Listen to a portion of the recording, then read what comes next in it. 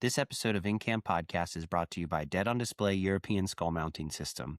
I've been using these things for years. They're secure, they're discreet, they're affordable, and they're probably one of the only skull brackets that I know of that secure your European mount directly to the wall. I've almost lost a couple of European mounts just to normal dusting and cleaning around the house where they almost come straight off those brackets and fall on the floor. But I don't ever have to worry about that with Dead on Display. I have all my European mounts on them, including an elk skull, and they sure do what they are advertised to do. So check them out, deadondisplay.com. Our next partner is Bird Dog Custom Woodwork. A buddy of mine and his business partner have started a company that uses premium hardwoods to make some awesome things that could be heirlooms or things around your office, around your home, cabinets, cutting boards, you name it. They probably will come up with an idea for it if they don't already have one. But I actually just got a pheasant fan plaque from them, and it is something. I took my daughter on her first pheasant hunt to check out our dog this year, and I shot a bird while I was with her, and I have that on my wall now on a really cool pheasant fan plaque mount. So check them out, Bird Dog Custom Woodwork on Instagram.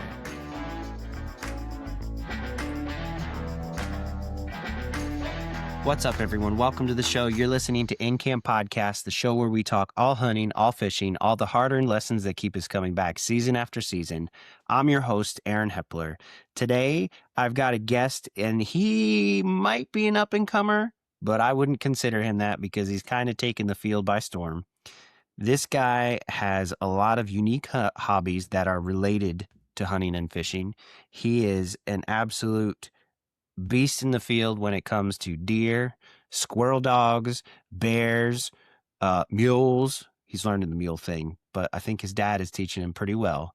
Mr. Bear Newcomb. If you haven't heard of him, you live under a rock, but I'm sure you've heard of his dad. Bear is really getting involved with, obviously, the Bear Grease podcast and their YouTube channel, and he's doing all kinds of stuff over there, and you need to check him out after this. I'll add the links in the show notes, but I really had an awesome time talking to Bear and getting to know him on and off the air. He's genuinely a unique figure to the things that we love so much, and he represents them in an awesome way. So I hope you love getting to hear from him because it was a fun episode.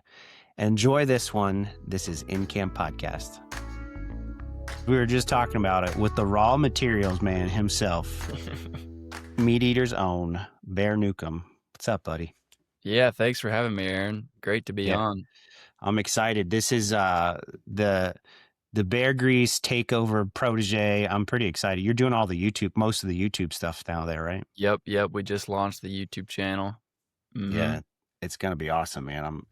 I told you I was watching some of your stuff today, and I'm sure people are loving it because it's unique stuff to the space and stuff that it's kind of, what we're going to talk about today is really the stuff that people forget about that's so important to hunting. Yeah, for sure. So why don't you give me a little background and tell people who you are and what you're all about, buddy? Yeah, well, I'm from Arkansas. I've grown up hunting my whole life. I'm 20 years old, so I've been hunting for 20 years, and I grew up hunting in Arkansas mostly, and then as I've gotten older, kind of expanded to, hunting all across the country, really. And I've started making bows the last couple years. So I'm a bowyer, do some flint knapping and some other primitive technology stuff like that. So I really enjoy finding the, kind of the things that the natural world already has to offer and going out and finding those things as opposed to, kind of forcing them out. But anyway, lifetime hunter, fisher, avid outdoorsman. I love it. So, yeah. I was watching one of your reels about like where you were napping those arrowheads. That's cool, man. I love finding arrowheads and seeing all those. Like when you're in different states, I am always careful about like you can't really take stuff from those places, but it's cool to find it. Right. And I was hunting in Colorado a couple years ago, found some arrowheads around the place we were camping, and Yeah. like I found a whole pot, like all in pieces, obviously, but found the whole pot. It was pretty cool, but Really? it's pretty unique to like make that stuff on your own. What made you get into something like that? Well, you know, I originally got into it because I was making bows, and I was like, well, the next natural step is to start flint knapping. But once I got into it, what really captured me about it was the the way that you could just go into the wild, Mm-hmm. and you can and I talk about this a lot. Yeah, like you as a human, you can go into the wild, and the wild already has everything that you already need. Mm-hmm. Like, everything you need to kill an animal, to be out there, survive, is already there in the ecosystem. Yeah. It's very accessible, Yeah. and I like going in there, and what we have as humans, we don't have claws, we don't have teeth, we can't run very fast, but what we have is a mind that is Mm-hmm. able to look at those natural resources and be able to make them relevant to our purpose, and be able to use them to hunt with. So I like the idea of going in there, having access to the same thing that all the other animals have access to, Mm-hmm. but using my ecological niche as a human to exploit those things, and turn them into my weapon, you know? Like Yeah. like you could go in there and you could pick up a rock and you can make it into a arrowhead. Mm-hmm. And Mm-hmm. what I find interesting about that is that, like obsidian, for example, is the sharpest naturally occurring material on the planet. It's Right. sharper than a metal broadhead, but we've Right. kind of forgot about obsidian, it's no longer it doesn't seem relevant to a modern human. Right. But what I've been finding just inside of making bows and flint knapping is that what the natural world has to offer us is extremely relevant to us today. Mm-hmm. And Mm-hmm. so that's what I like about it, is you find relevancy in the natural world. Yeah. I think it's cool because when you've built those skills, it's like people talk about going hunting out of state or doing this and that. You could literally almost go there with a bag of clothes and be like, all right, we're going to go do this and just figure something out, Yeah. Like you said, using, like, dude, all the stuff that you have on there, like building a rope from plants, and you're, making your own little stick bows in your garage. And it's pretty impressive, dude. Right. And there is kind of, I'm going to say that you kind of got on the bandwagon before it got cool to be a trad archer. You know what I mean? I was watching your last bow build video, and you had mentioned about having mentors to teach you how to do those things. Do Yep. you have a lot of people that have kind of mentored you through those raw Yeah. material builds? Yeah, no doubt. That's definitely what has accelerated my growth as a bowyer, and making arrows and stuff. I definitely could not have done it just figuring it out. Now, you know, we live in a world where you can go on YouTube and learn just about anything. And that's Yeah, how I got started. I learned a lot of stuff on YouTube. And sure. then, as I got interested in it and kind of got more involved in the bow world, I met some really good bowyers, and they kind of showed me the ropes. So yeah, I've had a lot of really good mentors, and that's what I attribute a lot of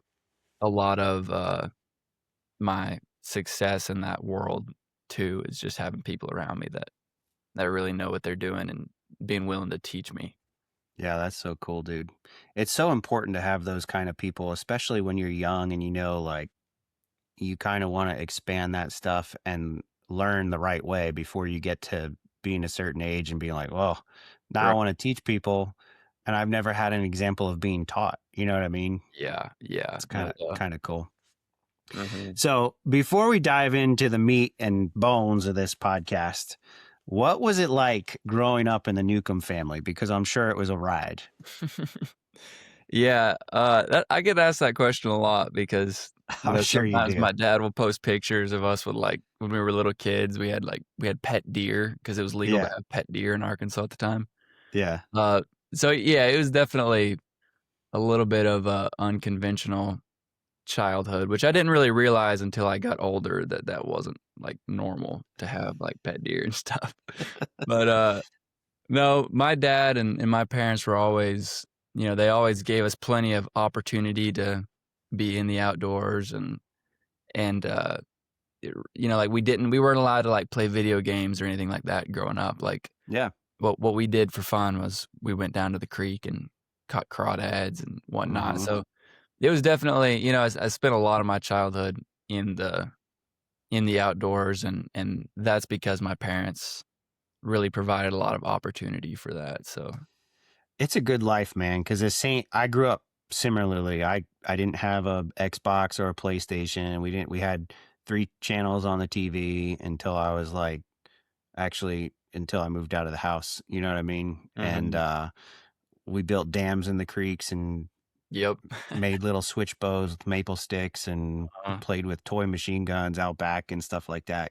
Army or whatever. But yeah. what do you think is something that your dad taught you, or anybody? Maybe it's an uncle or a grandfather or Mhm. a sibling. What's a lesson that you've learned? You're 20 years old, and I'm 38.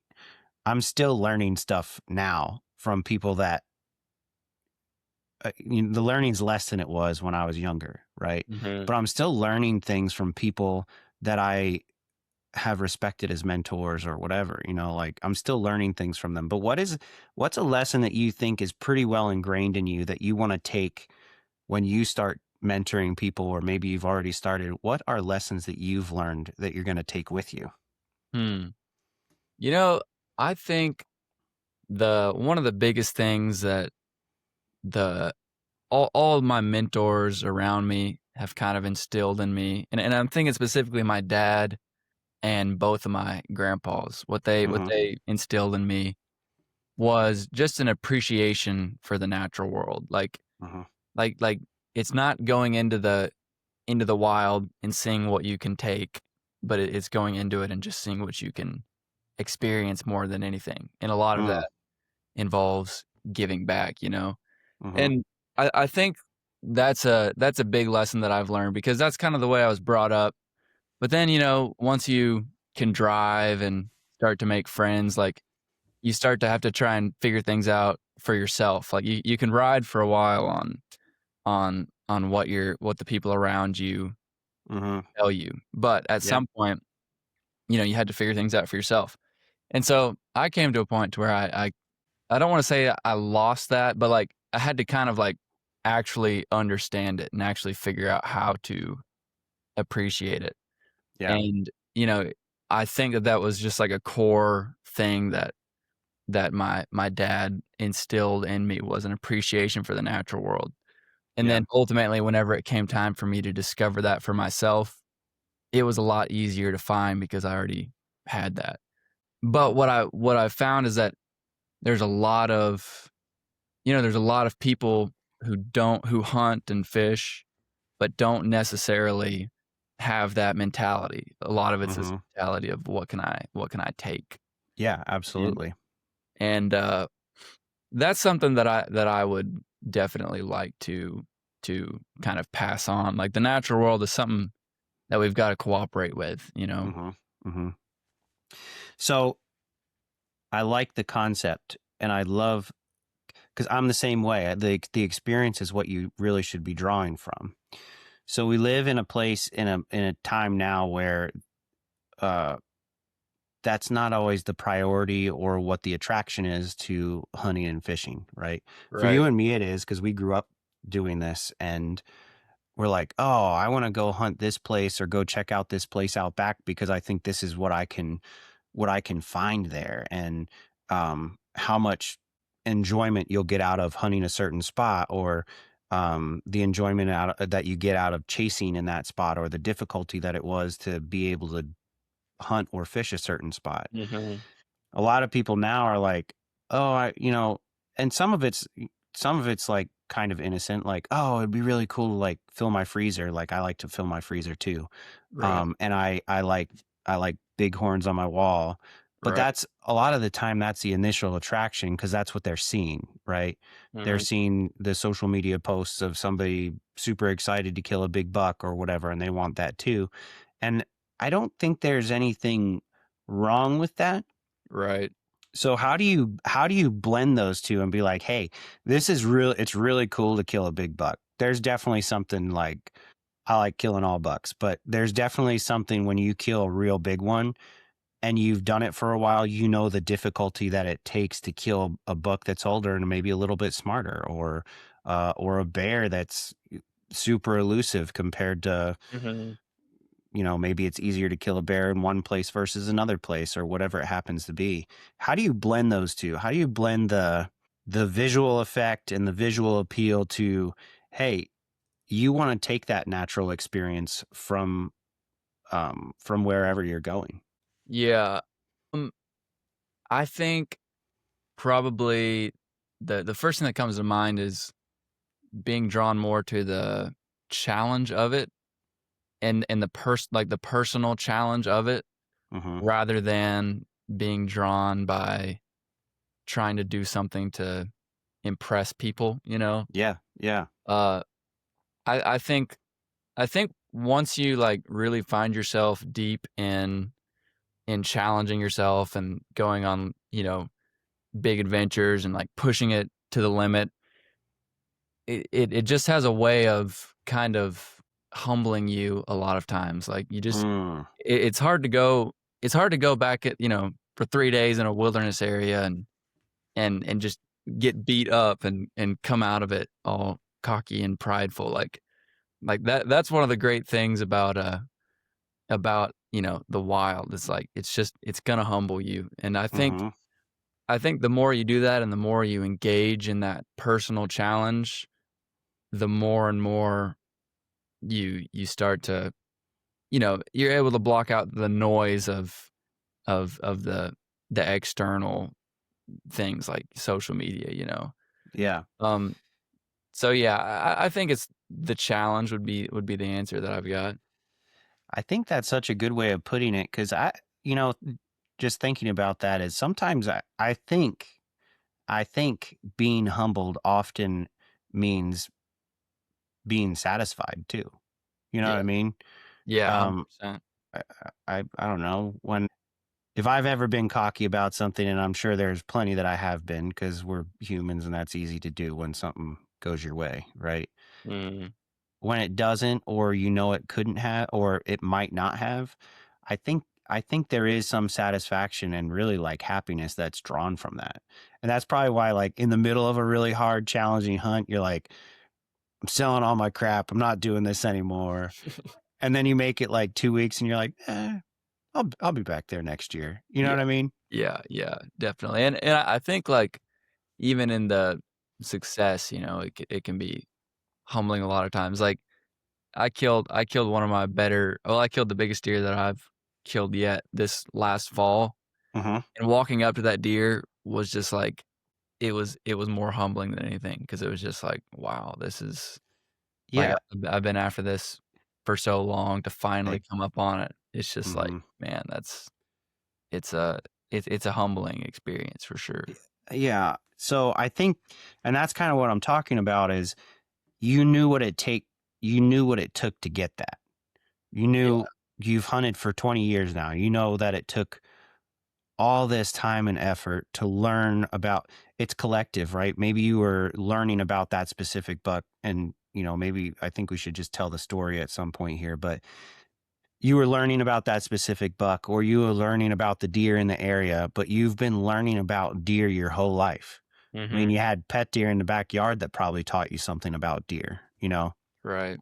Um, why don't you Why don't you tell that story and kind of talk about what led to killing the biggest buck of your life? Yeah, well, so that deer, I killed him this most recent November. Um, basically we I was hunting some properties that we've had access to for most of my life that I've killed a lot of deer on and I had some cameras up and there were no, there was nothing there. It was just little spikes and forkies and maybe a 2.5 year lay point would come through every now and then. So it was I was hunting more public land because of that. It Hmm. was just like, if I'm gonna kill a spike or a forky, I'd like to do it out on Yeah. public, and I really like hunting public land, but, I still had the cameras out, and we And just randomly, out of the blue, on November 3rd, we got a picture of this just giant deer. And in the picture, we thought it was maybe a 135 type buck, but Mm-hmm. we got another picture of him, and he was looking at the camera, and we could see like this is a giant. And around here, we don't really get, like the biggest deer I've killed before this was like a 120-inch deer, Mm-hmm. and we don't get too many deer, that pass that 135 mark. Mm-hmm. And we see this deer, and we my dad and I both are like, this is a just a couple times in a lifetime type of deer that you'll find around here. Yeah. And so we both start hunting him real hard. He was living in this big thicket, this 20-acre thicket that used to be a field, and it grew up, hadn't been mowed in 20 years, and Oh, wow. just thick and nasty. Mm-hmm. And since we've hunted it for so long, like we'd know all the travel routes and everywhere that a deer would go in and out of that thicket, and we had cameras up.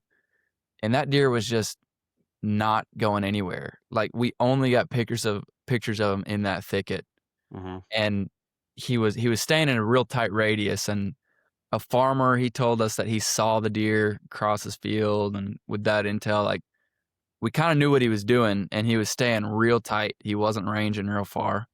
Mm-hmm. And so that's how we both knew he was killable. I mean, if he was staying tight on a property that we had access to, Yeah. he was killable. And so we both started hunting him real hard, and I hunted him every day for 13 days, except 2, because we had a deer camp. And at that deer camp, I killed a little buck, and so I only had 1 buck tag left, and I knew Mm-hmm. I wasn't gonna shoot any other buck but this big one. And I was hunting him with the self bow, and then rifle season came around, and so I was like, well, this is the type of buck that it is definitely worth it to whip out the rifle for. And so Mm-hmm. I get set up on the edge of this thicket one day, and about 30 minutes before it got dark, 6 does came out of that thicket headed towards me, Mm-hmm. and they wrapped around underneath me, and they got on this logging road that popped out like literally right behind me. Like, I was on the logging road at Mm-hmm. the base of a big white oak tree with a little cedar tree next to it. And I didn't have any camo on, and was not trying to be well hidden because I was planning on shooting a ways. I was thinking he's going to come on the edge of that thicket, Mm-hmm. and these deer come, and they all come in right behind me. And so I was like, well, shoot, I'm gonna get busted because they're gonna walk 2 yards from me, and I'm not well covered at all. Yeah. But before they came over the rise, I was like, well, I'll just get up against this white oak tree and see what I can do to not spook them. And they come up over the rise, and they all start feeding around me. And there's 6 of them, and they're all within 5 to 10 yards of me on the ground, and I'm not covered at all. But I had good wind, Mm-hmm. and they're feeding around me, and I was just like, man, I'm about to spook these deer. And this buck's he's probably right behind me right now, and I can't turn around to see. And I was thinking about spooking him just because it was prime time, and I figured that buck was going to be on that that thicket edge. Yeah. And about that time, there was probably 10 minutes of daylight left. I hear from just up above those does, I just hear real deep grunt. Yeah. Like, oh dang, there's a buck up there. Yeah. And I look up, and he was kind of silhouetted, and I see his rack turn, and I can see these 2 big kickers that he had and big crab claws on the front. And I immediately knew it was the big buck. And my calves are cramping so bad from being in the same position for Yeah. so long. And I was just like, come on, hold out for just a little longer. Don't spook him now. And anyway, the does all started feeding off to my left, and they got behind this huge white oak tree, so they couldn't see me, all but one.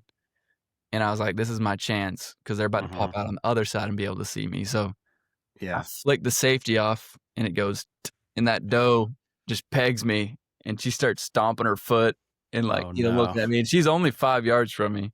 Yeah. And I was just like, you've got to be kidding me. And I was thinking about, pulling the gun up and trying to get a shot off real quick, but decided to wait. And eventually that buck started walking down the mountain, and she kind of moved off. And so then it was just me and the buck. and I put the gun up, and I saw his head pass through the crosshairs, and he stopped and put his head on the ground, was eating a little, and I just put it right behind that shoulder and shot, and when the smoke cleared, there wasn't a deer running off, and I ran up there, and there he was. Oh man, It was pretty incredible. that's such a cool story. And you know what I love about it? I love that you were able to kind of like humble yourself in the situation, because some guys are like, I won't go unless I'm using a bow or whatever. Like, I love that the story Yeah. still means something super to you, because it I kind of think it's cool to use anything you can. Any, like, obviously you have your favorites, right? Like, if I'm gonna shoot something, I'd love for it to be with my bow, but I'm not gonna bring a bow out during rifle season. Yeah. It's probably not gonna happen. And I'm sure after you got that deer on the ground, what was what was the camp vibe when that happened? I bet you had a lot of people around you ready to take Yeah. pictures and swap stories. Yeah, well, I called my dad, and he knew that since I was calling 5 minutes before it got dark, something had Uh-huh. happened, Uh-huh. and he picks up the phone, and the first thing he says was, "Did you get him?" And I said, "I got him." And, Yeah. anyway, and he was in Oklahoma hunting, and he just packed up camp and drove Yeah. home. Next person I called was my grandpa who lived up the mountain, and, he was down at the house in 5 minutes, and then I called my a bunch of my friends, my good hunting buddies, and they were all down there immediately. So I had a big crew to help me drag it out and go skin it. And there were still people in town for our deer camp. Our Yeah. deer camp had ended the day before, so I had a lot of my friends who never hunted before that I took them on that deer camp just to kind of experience deer hunting Yeah. over there and saw that buck. So they all scrapped for 2 days on public land, and we were shooting little bugs, little forkies, Yeah. and then we come out of the woods and they get to see a real big one. So yeah, But it was great. yeah. And I bet you not one of them cared that story happened with a smoke pole. You know what I mean? Yeah, Nobody. no, Nobody no, cared. and I'm definitely not a purist, with anything. I just Yeah. find that whenever, for me, whenever I become a purist about something, I just become so much more limited, and Yeah. I like to be, I like to be broad and versatile. So, Yeah. And why I that's what I love mean. bow hunting more than anything, Yeah.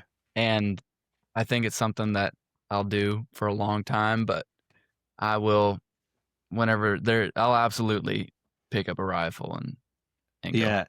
Well, I mean, like, your hunting style is not your kid, like, or Right. kids. You can have a favorite. It's okay. Right. And Yeah. it's like, but why not? Why limit yourself? Yeah. Yeah. Try everything. Try everything, and figure out what makes you tick. Uh, what was something that was different about that story compared to maybe the first deer you ever killed? Um, I think like what I attributed that deer to was just, you know, years of hunting really, really hard Mm-hmm. and not killing big deer like that. Like the fact that there's just not that many, 150-inch deer where we're at, Mm-hmm. and then just one eventually comes along, and it just so happens that, our space and time, coincides is I mean, I attribute that to a lot of years in the woods. Like Mm-hmm. that buck, I mean, he really wasn't like I've hunted deer that were a lot harder to kill than him. Mm-hmm. He really wasn't that hard to kill, but Yeah. the to to come across that encounter, to come across that experience, to have that opportunity, I think just took time. Like I think anything like that is I mean it's earned. Like it's not that's one thing that I feel like you can see in the wild is the natural world validates hard work. Like it's kind of inexplainable, Yeah. Yeah. it's hard to put logic to how it does that, but the natural world, it validates hard work. And I think like, my first deer, that deer was like my entryway into this thing that I've since done the rest of my life. I think that that's kind of just like, I mean, it's a good image of just like growth and progress and just like, as you mature as a hunter, Mhm. that's whenever things, you can start to build momentum and start to, be able to understand the animal better in a way that you can eventually come across an opportunity like that. So, Yeah. So how do you think your with your progress and growth, how do you think traditional skills like trad bow and knapping your own flint and like bushcraft stuff, how do you think that that's helped to build your patience and make the easier things like modernized weapons? How do you Mhm. think it's made you a better hunter overall and Yeah. made those things even easier? Yeah. Well, I could say it definitely has. I also don't think that I would have killed that deer if I didn't know how to be close to deer like that and not spook Yeah. 'em.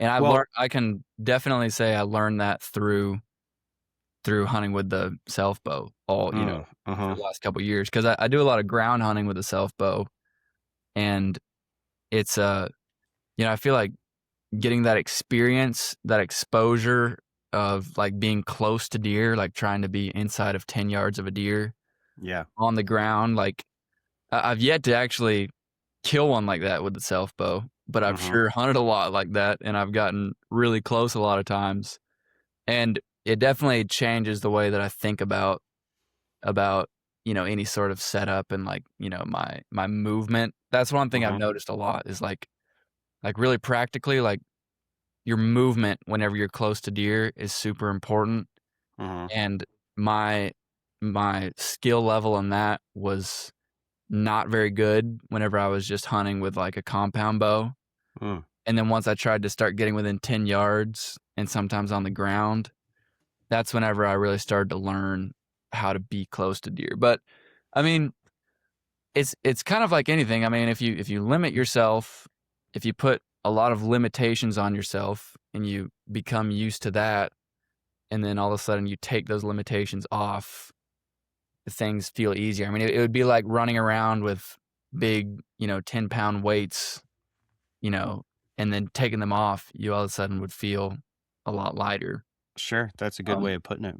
yeah, so that's definitely been my experience. Is it Yeah. definitely like your skills as a hunter, they're required to increase if you wanna kill a deer Yeah. with a primitive weapon. I think the other thing you talked about during your bow build too is something that isn't really related to hunting, but kind of digs into building your patience and your tolerance to that too. Because you talked about like, well, at this point in time when I'm building a bow, I need to take a break because my eyes are crossed and my brain isn't working right, and just need to kind Yeah. of like take a minute. Do you think things like that kind of translate into your patience when it comes to hunting? Yeah, I would say so. I mean, I think in general, it's just everything is a longer process whenever you do it by yourself. I mean, there's a reason that we now use metal broadheads even though obsidian is sharper, you know? It's Uh-huh. like it's just it's more convenient, it's easier, and they're more durable and stuff. But like the point is like it takes longer whenever you make it yourself, and that definitely translates just into patience in general. It takes longer to get within 10 yards of a deer Uh-huh. than it does to get within 100. So, yeah, Yeah. patience is definitely, a requirement. Um, when you were early on in hunting, was it the actual hunt for you that got you excited about going hunting, or was it the kind of camp atmosphere? Because you were talking about, deer camp in town and Mhm. people were around. Is that the part that really kind of hooked you? Was like, hey, I got all these people that also love this, and man, it's fun to share it. Yeah, I would say so. I mean, I would definitely say that's a big part of it, and definitely something that I've grown to appreciate a little more as I've gotten older, Uh-huh. like, whenever I was 16, 17, I was very much so driven by, like, killing the animal. Like, that Mhm. was what the success was measured up to me. You know, Yeah. it was like, if I don't come away from this hunt with an animal, not a successful hunt. Mhm. And I think that's how I think everyone will experience that in some way. Yeah. But maturing as a hunter is to be able to grow out of that and to appreciate the experience more and to ultimately, and to appreciate the people that you're around that like for our deer camp, it's one of the like we had a deer camp 2 years ago where we didn't kill a single deer. We killed a bear, but Mhm. there were 15 people between the ages of 15 and 25 from all like quite literally all across the world. Like I had a friend fly in from the country of Trinidad for this deer camp. Oh, no way. And I That's had friends cool. from Atlanta in and a friend from California. And so like there were people from all over the place who've never hunted before. And we all went in to go recover this bear. And it was deep in there. It was way back in this canyon, super thick, rough, nasty stuff. And it's all these people's who's, kind of lived in, Atlanta and Los Angeles and big cities experiencing this for the first time. But like as a group, it was like it was so much more fun. And I've been on some pretty cool pack outs with some pretty cool people, but Mhm. that was I'll never forget that. Seeing 15 lights coming down the mountain, everyone holding one piece of that bear That's was cool. something I'll never forget. And that to me was one of the most, important experiences that I've ever had as a hunter. It wasn't me killing an animal. It was the people sharing the experience. Yeah, I love that dude so much, and that's something that I've tried to drive home with this podcast. Like, I get it. Hunting can be a solo thing and it can be something that you use to recharge your batteries and just do on your own, but Mhm. man, it's those are the moments where like, okay, yeah, that person might have been whoever shot the bear might have been sitting by themselves or maybe they weren't, but Mhm. the kind of getting to bring it back to the table when it's all Right. done, man, that's Right. there's nothing like it. Yeah, no doubt. The people aspect of it is something interesting that I don't really feel like you tap into that a whole lot just in regular life, Yeah, really yeah, you tap into something very special whenever I'm absolutely. hunting around the campfire. What about the first bear that you killed? Was it kind of a similar thing? Did you have that experience with the people? Yeah. Yeah, so the first bear I killed, How I old I were you? I was 15 Okay. and, I killed it, I went back in the woods for a few days and with the intent to kill a bear. Killed the bear and called my dad, or I'll send him a GPS message. And then him and two other guys came up, helped me pack the bear out. And I was way back in there, so it wasn't like a bunch of people could come help. But we packed the Mhm. bear out, and when we get back to the road, there were probably 10 people waiting. Our good friend Brent Reeves was there. My Yeah. grandparents were there. My mom was there. My siblings were there because it was just like it was a pretty momentous occasion because I'd been at that point I'd been hunting a bear.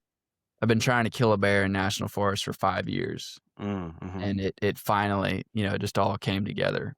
And so it was definitely like a celebration. Yeah, that's cool, dude.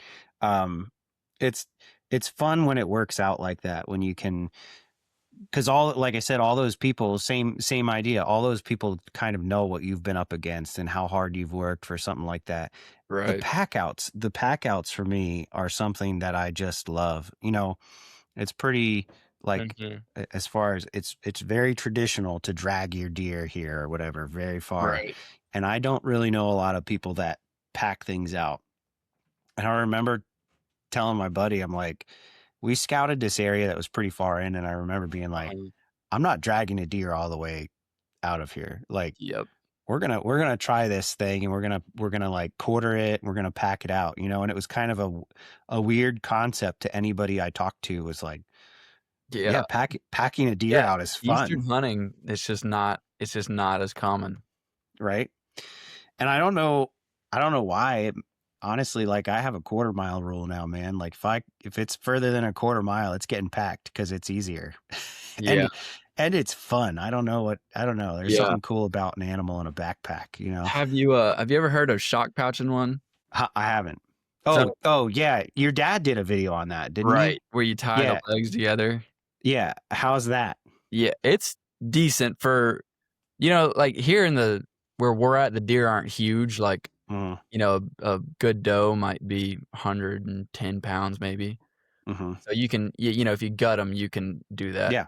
I Yeah. tried to pack out a buck that I killed 2 miles, and I couldn't do it. It was Yeah. too like the skin was just too narrow. It Yeah. pressed on your shoulders too hard. But Yeah. I have a rule that if it's a mile, I'll shock pouch it. Mile or Okay. more, I'll shock pouch it if it's a reasonably sized deer. But a big buck, I personally am not strong enough to pack it out of there. But it's a good trick. I mean, if you're a mile in there and you kill a doe, it's a pretty handy trick to Yeah. tie the leg, cut the femur bones out, and leave the Yeah. deer claws, tie the legs together. So we were up, the northwest corner of PA has like, I don't know how many acres. It's probably over 1 million acres. We have 4 million acres of public in PA. Nice. And that corner has like a giant chunk of it, like miles and miles, right? And there's an elk range up there's that's where the elk are in PA and stuff like that. Cool. But I hunt up there during the rifle season, and last year I killed a big doe, like 130 pounds maybe.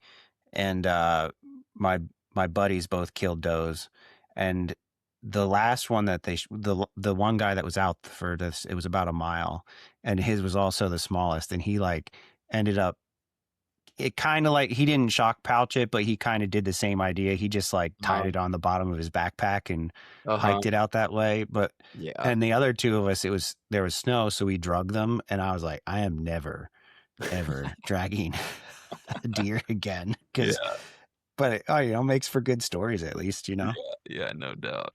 No doubt. What about, I mean, obviously the bear hunting thing is pretty huge for you, mostly because I'm sure a lot of it has to do with your dad's influence and his love of bear hunting. Mm-hmm. I love what your dad has done to bear hunting and put it in such a good light, because bear hunting is pretty unpopular, as you can say, with people that don't hunt. Right. Bears are smart animals. Bears are pretty, like all the things, but your dad has really brought to light the conservation aspect of bears and really made bear hunting kind of put it back on the map, because bear hunting in this country was super important a long time ago. What about hunting bears is super important and super special to you? Yeah, I think in general a bear is such a special animal because they're a low density animal. So 1st off, you're not coming across them very often, and whenever you do, it's always a pretty special interaction. But there's also, a bear is a pretty complex animal. Like, whenever you really get into the science behind a bear, they're an extremely curious animal. Like, Yeah. in curiosity tests, they outcompete a lot of other animals, and they're a pretty intelligent animal. I mean, like, if you look a deer in the eye and you look a bear in the eye, you're gonna look at the bear and say that's a more intelligent animal. You can kind of like look at an animal's eyes and like Yeah. gauge how intelligent it is. Kind of. A Yeah. bear, I would say, is a very intelligent animal, and it definitely, to kill a bear is a much, like, you're altering the ecosystem a lot more than if you were to kill, we'll just use a deer for example. Sure. Because a bear is such a, it's a predator, or not necessarily a predator, but it's top of the food chain. Nothing's killing it and eating it. And that, so if you like kind of work your way down the line from that, what you'll see is the bear is at the top, and that kind of makes it to where it has more of an impact to kill that animal than to kill an animal lower on that list. And so it's definitely like, to kill a bear, I feel a lot more responsibility to that animal, or not responsibility. I feel a lot more weight. A lot more weight comes with killing a bear than something. Yeah. And not to say that weight doesn't come with anything else, but With a bear, it's a little heavier. You know, like the bear in at least in North America, as far as I know, is the only animal that really makes a death moan that consistently death moans. Mm-hmm. And I mean, that's kind of a like whenever you're up close to a bear, whenever it death moans, like it's a very sober experience. Like it you kind of feel the significance and the weight of what you've done. And it's Mm-hmm. important. I think it's important to feel that on an Mm-hmm. animal. Mm-hmm. And so yeah, I think a bear is an extremely special, unique animal that really should take a lot of thought and consideration behind killing it, you know? And Yeah. every animal should, but it's almost like the higher up you go on that line, like the Mm-hmm. higher impact the animal has, it's like the more cautious that you need to be about it, you know? Yeah. I mean, that's a good point. I mean, when you catch a mouse in your trap at home, you don't care. Right. And then when you shoot a bird out of the air, you're excited about it, but there is not a whole lot of sobering feelings about that. Mhm. When you kill a deer, it's a little bit more. You're like a little Right. more grateful, a little more thankful, and I get that with the bear. I've only killed one bear, and I do remember it being like a very surreal feeling. Yeah. Um, I remember seeing the bear and being like, I can't hear it. It's like running around over there and I can't hear it. Mhm.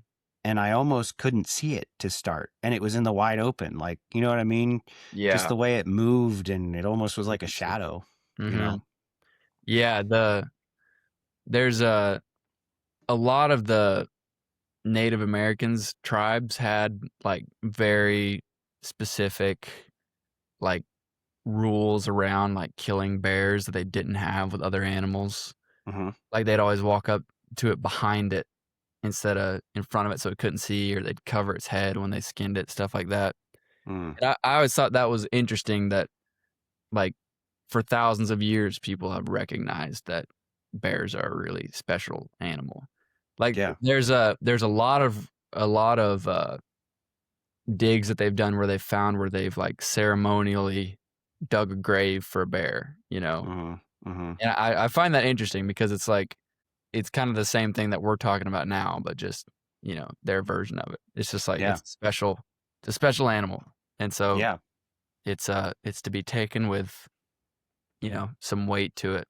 What do you think as far as maybe as far as even hunters are concerned, what do you think there are misconceptions on bear hunting? Um, I think, you know, a big one as far as hunters are concerned is that a bear is like a, you know, I posted a video the other day of rendering bear grease, Hmm. and like all the top comments were, "That's disgusting. Bears have parasites." That's like a pretty common one, you know, Yeah. because they do have trichinosis, Yep. but it cooks out like extremely easily. Like Hmm. if you didn't know that it had trichinosis and you went to go cook it, you would probably cook the trichinosis out. Like Mm. they're not that dirty. They're a pretty clean animal as far as Hmm. eating goes. Great Hmm. tasting animal. Um, and then I mean, I think like the nuisance, like the varmint perspective that some people have on bears isn't quite right. Like, you know, every farmer here in the southeast has some story about, you know, a bear, you know, getting in their feed or something, which, Hmm. you know, I understand then why you would think it's a nuisance animal, but I think that that mentality of varmint nuisance animal needs to be it isn't gonna work for pretty much anything, but especially bears. Like in Arizona right now, there's a bill where they're basically trying to put bears into the same, they'd have similar regulations to like what a coyote would have. Oh boy, that's Bears and not mountain good. lions. So like some varmint regulations around them where Hmm. the you could take a lot of bears out every year and the Mm. numbers go way down. Hmm. And I don't think that's productive, especially for an animal like a bear. I mean, I think Yeah. it's the bears are I mean, they stretch from Florida to Alaska. I mean, like, Hmm. there's bears everywhere. They're Mhm. supposed to be here. They aren't a varmint, you know? They're a Yeah. very important species. Yeah. I don't think they should be. There's something else about them too. Like, varmints, like if you're talking about stuff like coyotes or something, they get everywhere and then they're like rats. You know Yeah, what I mean? They don't go anywhere and you shoot one and they have 10, you know. right. Bears aren't like that at No, all.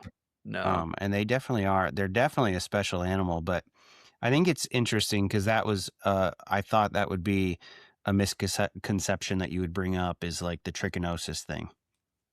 Um, Mhm.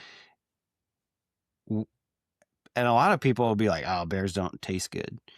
So why don't you speak to that and disprove it, man? Because I know that you've eaten bear quite a few times in your life. Yeah. Yeah, I've pretty much grown up on bear meat, but it's it's not a gamey tasting animal at all. I Hmm. would take bear over a white-tailed deer every day of the week. Oh yeah. It's like a lean beef kinda. Hmm. It's just like a clean meat, like, it just tastes like meat, there's no additional flavors, Hmm. and that's as long as you prepare it right, like, as long as you don't let it sit too long, like, bear meat spoils really easily in the heat.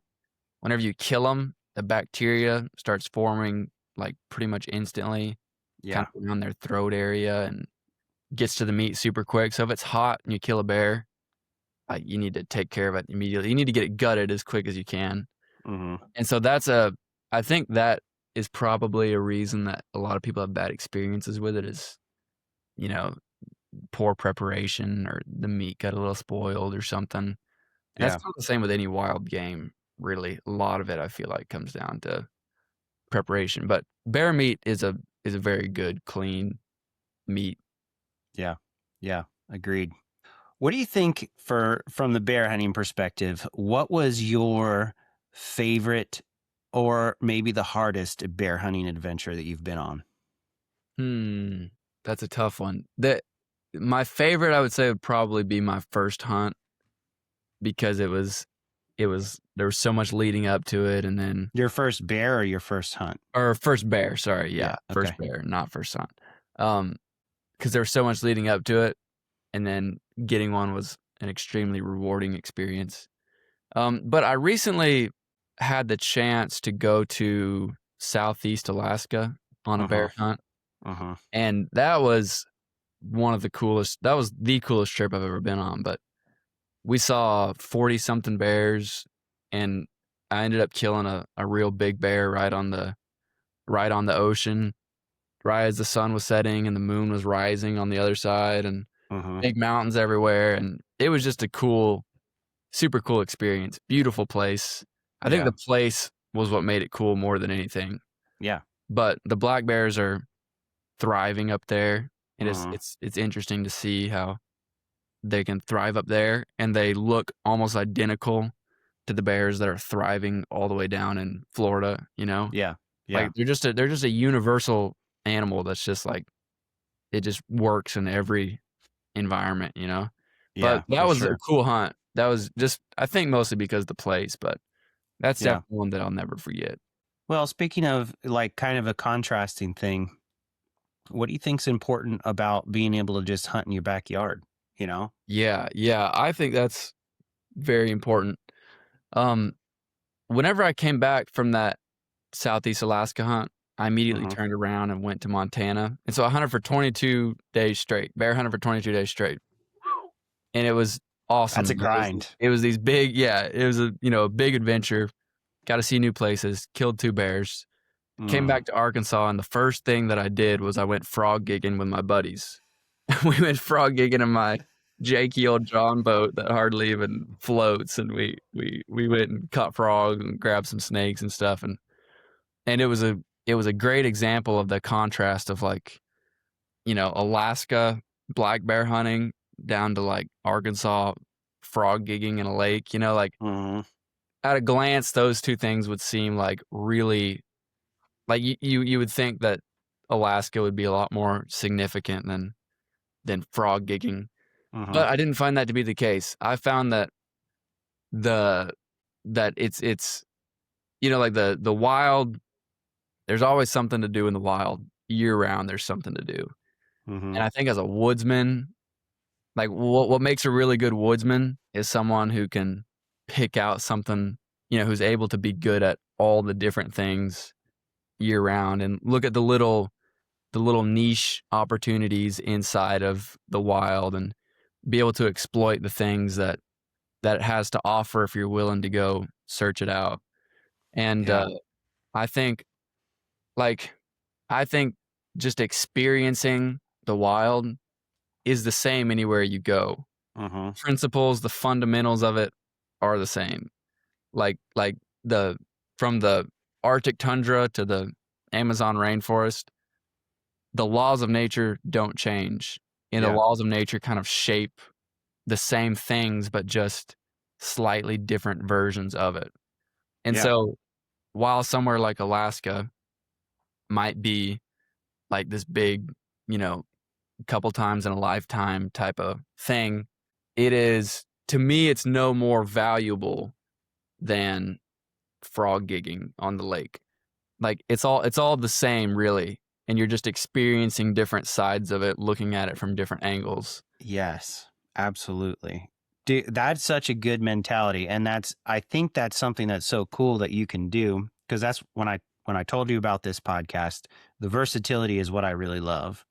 And I Mhm. like there's something that I talk about all the time. My gateway to the outdoors was probably bluegills, when I was Yeah. like 2, 3 years old Uh-huh. with a Zebco. And I'd catch a whole bunch of those, and my grandfather would take them and he'd like crust pretzels and stuff and make some breadcrumbs and throw them on a griddle. And I loved them. And I remember I'm going to do this forever, you know? Yeah. And there's something to it. Cause when, the experience of that Alaska trip that you took, beautiful place, beautiful things happening, wouldn't trade that experience for anything, but I'd never trade the experience of fishing in a farm pond with my grandfather either. Right. you Right. know and I like what you just said, and maybe you can give some examples as to if you can apply the fundamentals, you can probably figure anything out. So when you're going to your hardest hunt, you're bear hunting in Montana or bear hunting in Alaska or something that seems like this giant life event, Mhm. how do you apply those same fundamentals from frog gigging to bear hunting in Montana and everything in between? Yeah. Well, it's like I said, it's kind of the same, like, everywhere you go, you're experiencing the same things, like, you're Mhm, experiencing rain or sun, or you're hot or cold, or, like, the elements are all the same. It's no different one place or another, but every place kind of has, like, its extremes, mhm, and then it's the sides that it will give a little easier. mhm. And so, I think just being prepared, knowing the place you're going to, being prepared for the extremes, and then knowing where to utilize the things that it's gonna give up really easily. Like, everywhere you Mhm, go, there's something that it's gonna give up really easily. mhm. That's how humans have been able to survive all across the globe, Yeah, is by utilizing the things that we can get, but there's also gonna be extremes. And there's any ecosystem you go into, it's gonna have its soft, pretty side, and it's gonna have the gruff, extreme rough side. And yeah. so it's just kinda knowing how to utilize those things and being prepared for the extremes. Let's say you're learning about a new species, um, of whatever it is. What do you use in your skills? Let's say you're pretty limited. You've researched a little, but you haven't been in that environment, whether it's like everybody talks, well, we use whitetails because everybody talks about whitetails. Whitetails love edges. You get a softwoods mixed to a hardwoods mixed to some kind of terrain funnel. There's probably going to be deer sign there, right? Mhm. What do you do with those kind of fundamentals and apply it to a different species of animal that you're just learning about to try to figure that out? Is it because you're learning through observation, of like, okay, now I saw one, now I can get closer to what I think they're doing, or something like that? What is it for you? Yeah, I mean, every animal, I mean, like if you break it down to the fundamentals, every animal's the same. It needs food, Hmm. it needs water, it's gonna move, and it's gonna Yes. take the path of least resistance. So there's those fundamentals, but I mean, for me, whenever it comes to learning anything new, there's kind of two main things that I feel like can really accelerate your learning and understanding of that.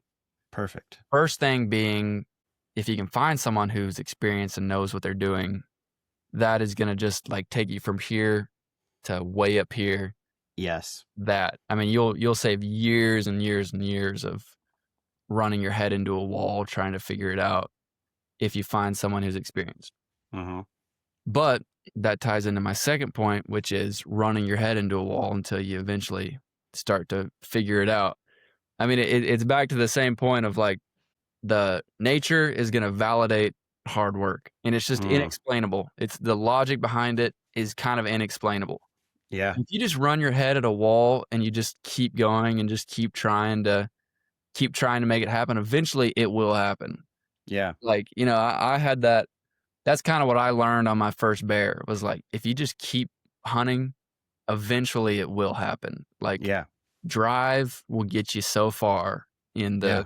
the out there. Like, you'll that is such a good way to learn, is just to have a goal in mind and just don't stop until you've achieved the goal. You'll learn Yeah. so much in just doing that. So, Mm. I think, yeah, finding someone who really knows what they're doing, and then just being out there. Like, you're not gonna learn anything if you're not out there. Yeah. Well, and that's a good point because, we talk about, we've talked about in the beginning about social media and just all the content that we have available. It's cool to like learn that stuff and consume that media, but you Mhm. are 100% correct. Unless you go see about the things you're reading about or seeing on YouTube, you have no idea because it's showing Right, it's showing you a small picture of, like, if you're watching a video, it's showing you a small picture of what's around that whole area, right. or whatever it is. And until you kind of like learn that stuff, you're just not going to know. So read a few Yeah. things about it and then just go do it. Mhm. But when so you're talking about the experience, and we're talking about fundamentals, and we're talking about learning new things. Where have you been hunting where maybe something didn't go as planned, whether it was you had a hunt that you were successful and you were like, oh wow, that kind of didn't happen like I thought it was going to, or maybe you failed and learned something from it? Yeah. So, there's one hunt that immediately comes to mind. That's the best kind. Yeah. I was, uh I was bear hunting on public land with a bow in the mountains, and I Mm-hmm. hiked 4 miles back into the spot, set up my base camp, and I drove over there after school one day, Mm-hmm. and it was a 2-hour drive, and I went to Walmart, and I picked up a six-pack of Cliff Bars and a bag of spicy Cheetos and some water, Yes. and then I was like, "I'll just kill squirrels for the rest of the time, and I'll be alright," and it was a 5-day hunt, Mm-hmm. um, and I was like, "I'll just eat a Cliff Bar a day, kill a squirrel, maybe go catch some fish, we'll see." I hike up there, and I get my camp set up, and I go out on the hunt, and first morning, I have a bear coming from behind me. I was set up on this pinch point, had a color phase bear come 5 yards behind me, and it just hit my wind, and it was like, that never happens. I mean, it was, like, crazy Yeah. that that happened first morning, and I was like, "Well, shoot, there's my bear sighting of the year," and I just blew it. Mm-hmm. Uh, and so I hunt the rest of the day. I walk back that evening, and as I'm walking back, I see a small bear run across the ridge right in front of me, and I was like, "You've got to be kidding me! That's 2 bears in one day." At that point, that was well, aside from a sow and cubs, that was the most bears that I've seen hunting public land in one day, in Mm-hmm. Arkansas. And I was like, "Wow, that's crazy." But it was a small bear. And so I kept walking, and I started to kind of get lightheaded and a little dizzy, and I was trying to figure out why. And I realized it was because I hadn't drank any water since I'd started hiking. Like I hiked the 4 miles and didn't drink any water, and went on this all day hunt, didn't drink any water. And I was like, oh man, I better, get back to camp, drink some water, because I didn't even bring water. Okay, so this ultimately is a lesson of being unprepared. But I hiked back to my camp and was not feeling too good, and I drink some water, and I'm sitting there by my fire, and from back behind me, I hear something, and I look back there, and there's a bear. There's another bear, a third bear. Oh man. And I was like, you have got to be kidding me. And I put the slip on this bear, and I get about 50 yards from it, and it's walking down the mountain. I'm walking across, trying to cut it off. I hear something off to my right, and I look over, and 30 yards from me, there is a beautiful 8-point mountain buck working a scrape, and he was working it so loud. He was working it so loud he couldn't hear me creeping through the woods. Yeah. And I didn't have a buck tag. I'd shot both my bucks, and of course, no, incredible opportunity. But I was looking at two of the most elusive critters in the mountains that I hunt at the same time. It was a cool experience, but I didn't get the bear. After I blew the stock on the bear, there was just a few minutes of daylight left, and there was a squirrel running around, and I was like, oh, perfect. I'll shoot the squirrel. I shoot the squirrel, miss it, hit a rock, arrow explodes. And I'm like, oh man, I'll be all right. Okay. Next day I go out bear hunting, don't see anything, and I come across a chipmunk, and I was like, all right, I'll shoot the chipmunk. And I shoot the chipmunk, and my arrow goes under the leaves, and I lose my arrow. I looked for it for a while, can't find it. So now I'm down to 2 arrows. I only brought 4. I was like, well, shoot. I don't want to just have 1 arrow to shoot a bear with. I got to have both arrows. Yeah. And so I was like, I guess I'll just have to live off of the Cliff Bars and the spicy Cheetos for the rest of the hunt. And at this point, I'm down some Cliff Bars, and I'm starving. And I hunt all the rest of the day, and I get back to camp, and I'm just exhausted because all I've eaten was a Cliff Bar. And I was like, all right, it's time to break into the Cheetos. I eat the Cheetos, go the next day, and I had to eat, a couple of the Cliff Bars because I just couldn't do it. Yeah. And so basically I eat all my rations, and there's still 2 days left in the hunt, and I don't have an arrow to kill any critters with. And I was in some of the best bear hunting that I'd ever been in on public. I've seen 3 bears at this point. Yeah. I mean, I was right in them. I was where they were. I was seeing tons of sign, like I needed to be up there to kill a bear. And basically I hunt the rest of that day, and I was just so hungry. I was just like, I don't think I can, I got to go back down to the truck. I hadn't really eaten for 3 days and was just feeling real weak and lightheaded. Yeah. And so on day 4, I had to call it early while I was in some of the best hunting that I'd ever been in. And so that was a hunt that I learned a lot on, that being prepared, having the stuff that you need goes a very long way. And I am not good at that. That's that's something I'm constantly working on, is being prepared and having the actual tools you need, as opposed to just trying to tough it out, And it reminded me, it was a humbling experience. Like I went into that hunt all cocky and prideful, like, oh yeah, I can kill squirrels and shoot them with my bow and be just fine. And my first 2 arrows, I lost them both. And I was just like, it was a good lesson to learn of, like, you're going to get humbled out there. So, yeah. And there's that fine line of, like, you do want to keep things simple, and there's really no reason to, like, you don't need, like, oh, I should bring 3 backup releases for my bow, or, whatever. Like, there's stuff you don't need, you can leave it at home. But yeah, like, imagine if you would have had all 4 arrows and 4 boxes of Cliff Bars, you like, right. It might've been, and that is something that you learn moving forward. I thought it was funny because, on your, the video with the mules, where you were shooting off a mule with your dad, and he was like, oh, well, Bear was supposed to, have all the tack ready for the mules, and he forgot. And like, but it's something that that you experience is the best teacher for that. And it's important to make mistakes like that, because now you're going to know next time, like, Yeah, I need to have a better food plan 100%. if I'm going to be there. And I need to have, maybe bring 6 arrows if I want to shoot squirrels, Yep. or bring a small game arrow that's going to bounce off things, or whatever it happens to be. Mhm. You're going to have a better plan for that moving forward, and you probably will never make the same mistake again. Yeah, yeah, for sure. Uh, what about some of the toughest conditions that you've hunted in?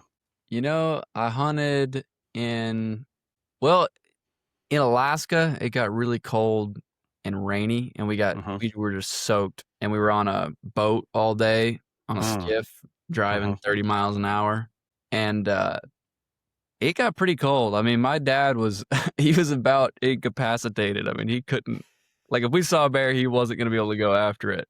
So, like and I was getting close to that point. But those were some pretty extreme conditions. One time I got to stage 2 hypothermia and being in just -1 degree. It Mm. doesn't get crazy cold around here, like, it'll get, like, -5 maybe once a year. Yeah. And it's a good time to hunt because you can really concentrate food sources and Mhm. deer are a lot of times I found whenever it gets real cold, they bed down and you can Mhm. actually, like, put the stalk on them. Yeah. And some of my most successful stalks have been in really, really cold weather. Oh, yeah, that's a good Um, point. but it's just unique conditions that provide unique opportunities to kill animals. Predator hunting is really good in the cold. So I hunt a lot in the cold, but one time I got real cold. I got too cold and pushed it too far. Mhm. And, I was all huddled up in a ball and eventually got to a point to where I was like, okay, I don't think I can do this. But I pushed it a little too far. And then once I got Mhm. up and started moving around, I thought I would warm up, but I actually lost a lot of heat right out of the gate. Yeah, And just so, even standing up, yeah. yeah, so I kind of pushed it like right to the limit, is what I thought, but Mhm. then pushed it even further by standing up. And anyway, I had to like leave all my stuff out there and like I was able to, like, use Siri on my phone to call my dad to come Yeah. me up, so, like, I had to, like, go back the next day and, like, go get my bow and everything, but Yeah.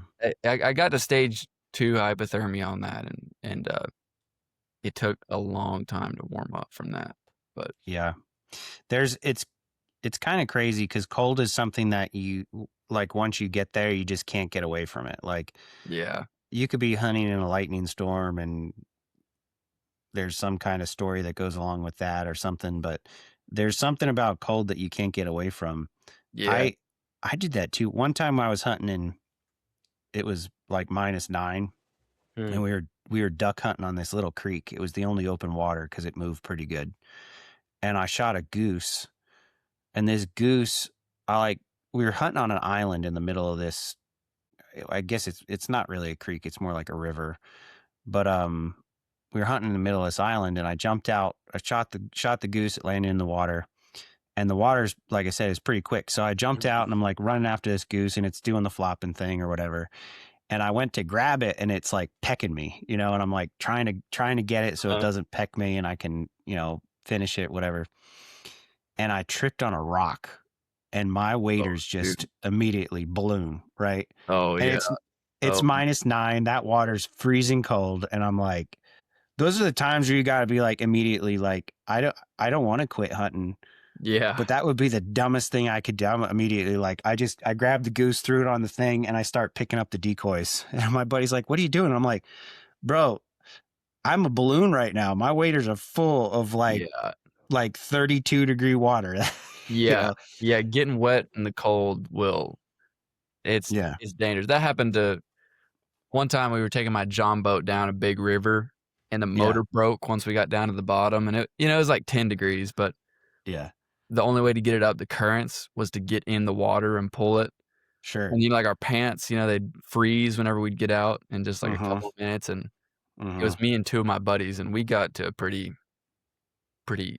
dangerous point. Like, we got to a point to where I was like, "Alright, we can't do anything stupid here. We've gotta just get back to the truck as quick as we." Yeah. you know? Yeah, and that's the important thing is, like, if you know it's gonna happen or it happens, you gotta have a plan to get out quick when something like that Yeah. when you're playing with water like that. But Yeah. What I always tell myself in situations like that where it's like not in the moment, it's like you're not gonna die, but like if you did stuff wrong, you could die. That's what I tell myself. Like you're gonna be all right, but you just got to make a lot of right decisions to get yeah, out. yeah, you can't afford any after that. Yeah. So, what about uh, and this is a really good question for you because you're involved in an organization that really cares about maintaining the integrity and the future of hunting. Mhm. What excites you about the future of hunting?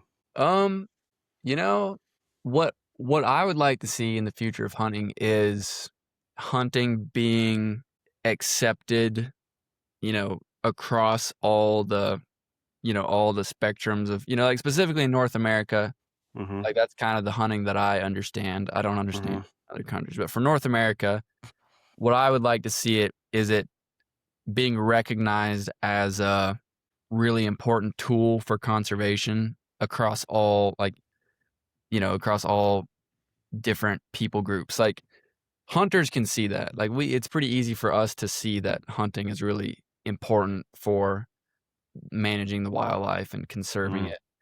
And there's other groups that aren't hunters but can look in and see like the economic and the cultural value of hunting Yeah. that is really contributing to protecting these animals. Mm-hmm. And I would like that would be something that's like one of my I don't know that it's my goal, but it's something that I like try to show. I guess in some ways it is my goal. Like I would like to reach a broader audience than just the hunting audience. Mm-hmm. Show them what hunting truly does for conservation. Because I mean, you can break it down very simply. Like if an animal has cultural and economic value, then it will be protected. There's Mm. no other group that is adding as much cultural and economic value to the animals as hunters. Yeah. Wildlife photography, as cool as it is, it's not contributing much to the economic, the money that those animals need to thrive for Right. habitat protection and everything. Sure. And hunters are just such a big group of people. Well, in some ways is a big group of people that that is contributing to that cultural voice of, hey, we need to protect these animals. Mm-hmm. And we have the money to do it because we're buying hunting licenses and, we're Mm-hmm. buying gear and the tax and that gear goes back to the animals. So that is something that would excite me about the future of hunting would be to see it come into a broader light than just hunters and a very small circle around us being able to see the benefit. Mm-hmm. I wish it could be seen all across a much broader cultural spectrum, you know? Yeah, absolutely. Absolutely. I think that people that are they don't really care, like, oh, hunt or not, I don't care. I think if we can win more of those people over, even if they want to continue to not hunt, Mhm. I think if we can help them understand it better, it is better. And like you Yeah. said, the licenses and the money that we put back into it and the things that we put back into it are important too. But more hunting organizations like Meat Eater are growing, and Meat Eater itself is helping other organizations grow. Where you're seeing now, like I'm getting emails every week from Pheasants Forever or Mhm. from backcountry hunters and anglers. Hey, let's do this project over here. We're going to take out tires from the creek, or let's go over here. We're cutting all the 8-inch maple saplings that are overtaking the woods, and get your Yeah. chaps and your cut and chop cart or whatever it happens to be to come help us do this. Right. Um, and that's something that's really unique to our space, is that we're pouring a lot back into it, and Yeah. it should excite us. It should really excite us. Yeah. Yeah. Something that I love about you recognizing these things is you're a young guy, and I don't know about you. I'm a Jesus guy, and the Bible says to not look down on people that are young, or don't let people look down on you because you're young. Right. What role do you think young hunters like you have in this outdoor space? Like, you have a pretty big voice. What do you think other young hunters can do to highlight and to put hunting in a good spotlight? Yeah, I think a lot of it comes down to action, like actually Mm-hmm. exemplifying the things that a good hunter exemplifies inside of your life. Like I really do think it's like a very deep personal uh challenge. Like it's something like if you build yourself internally in a way that promotes, like the things that a mature hunter has, like if you value the natural world, like that's not something that just comes like out of the blue. Like it's not like a genetic thing that you're born with, Mm-hmm. That's Mm-hmm. something that is built and it can be built. And I think like a value and a love and a respect for nature, Mm-hmm. building those things into who you actually are, as opposed to just saying it because it sounds good. I think that is very important because, like, you know, we're going to meet people all the time who are not hunters. And if when they meet us, we have something that's very pure and very accurate, something that's just the truth that's built Mm-hmm. inside of us, that's gonna be seen on the external. Whatever you Mm-hmm. build on the internal will be seen on the external, and so I think Mm-hmm. that's important for every hunter, but, especially young hunters, is to build something on the internal that's real, and that will be seen on the external. I love that. Love that. Bear, what are you excited about for 2026? Do you got any big plans for this year? Yes, actually, I've got some of my biggest plans, actually. We just started this YouTube channel, so I've got a lot of hunts for that. One of them is, I'm going on a bear hunt with dogs in Arizona, and Cool. I'm gonna try to shoot a bear with a self bow out of a tree. Mm. So that's a hunt I'm excited about. And then I've got 2 huge hunts this year. I drew a Prince of Wales tag in Alaska, Oh, and so nice. I the bow that I made recently, I, uh, I made it for that hunt, and The so Is that the one where you're popping up out of the water and stuff? yeah.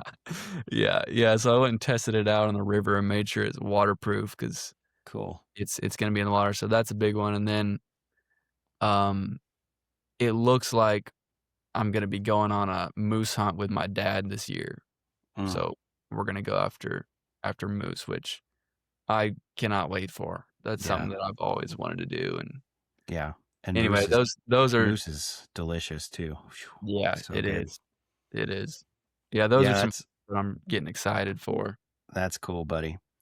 Where where do you want people to find you? You can find me on Instagram, Bear Newcomb, TikTok, Facebook, and then the Bear Grease YouTube channel is what we've just recently started, and that's where the bulk of my content is going. So, Cool. yeah. Love it, buddy. Thank you so much for coming on. I really appreciate you. I'm excited to see what you got coming down the Yeah, pipe, well, I buddy. appreciate you having me on, Aaron. Yeah, it's been fun. Well, that's a wrap, everyone. Thanks so much for tuning in to this week's conversation with Bear. Go ahead and check Bear out at the links in the show notes. I'll leave them on there, but if you don't, it's all Bear Grease. Check out all the Bear Grease stuff. You got to see it. If you would leave the show a 5-star review and a rating, it really helps the show reach more ears. And if you would also follow the show, if you've been listening to it week after week, I'd so much appreciate that. It really helps me know what my audience likes, what you guys are getting out of it, and that you want to come back for more. So I appreciate it.